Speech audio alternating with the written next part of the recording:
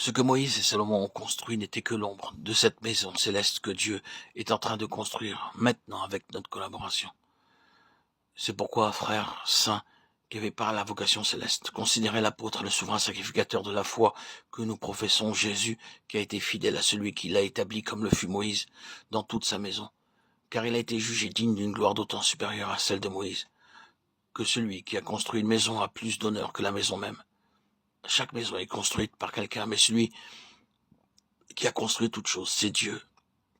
Pour Moïse, il a été fidèle dans toute la maison de Dieu, comme serviteur pour rendre témoignage de ce qui devait être annoncé. Mais Christ l'est comme fils sur sa maison, et sa maison, c'est nous, pourvu que nous retenions jusqu'à la fin la ferme confiance et l'espérance dont nous nous glorifions. C'est pourquoi, selon ce que dit le Saint-Esprit, aujourd'hui, si vous entendez sa voix, n'endurcissez pas vos cœurs, comme lors de la révolte, le jour de la tentation dans le désert, où vos pères me tentèrent pour m'éprouver, et ils virent mes œuvres pendant 40 ans.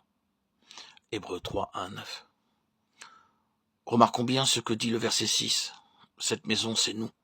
Ce que Moïse construisit fut de courte durée, et ce que Salomon construisit plus tard fut aussi pour un temps limité.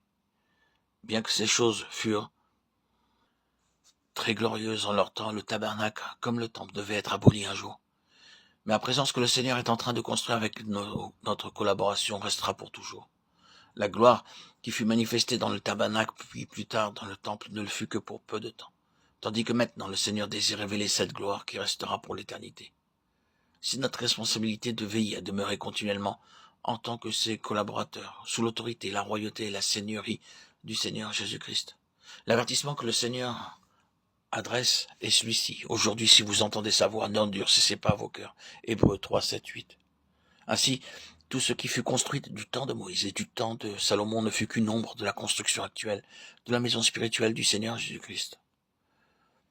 Voyons ce qui se produisit en ces jours-là lorsque le temple de Salomon fut achevé. Lorsque Salomon eut achevé de prier, le feu descendit du ciel et consuma l'holocauste. Et les sacrifices et la gloire de l'Éternel remplit la maison. 2 Chroniques 7, 1. Le feu descendit du ciel et consuma l'holocauste. Le sacrifice sur l'autel, cet incident nous rappelle et nous parle du sacrifice de notre Seigneur Jésus-Christ par lequel le pécheur qui s'approche peut être rendu agréable à Dieu. Tous ces sacrifices du passé, aussi nombreux qu'ils furent, n'ont jamais pu justifier un seul pécheur dans la présence de Dieu. Mais le Seigneur Jésus-Christ, par un seul sacrifice unique et parfait, nous a amenés à la perfection pour toujours. Non seulement nous n'avons plus besoin d'un autre sacrifice, mais il est devenu lui-même notre souverain sacrificateur pour toujours, dans les cieux.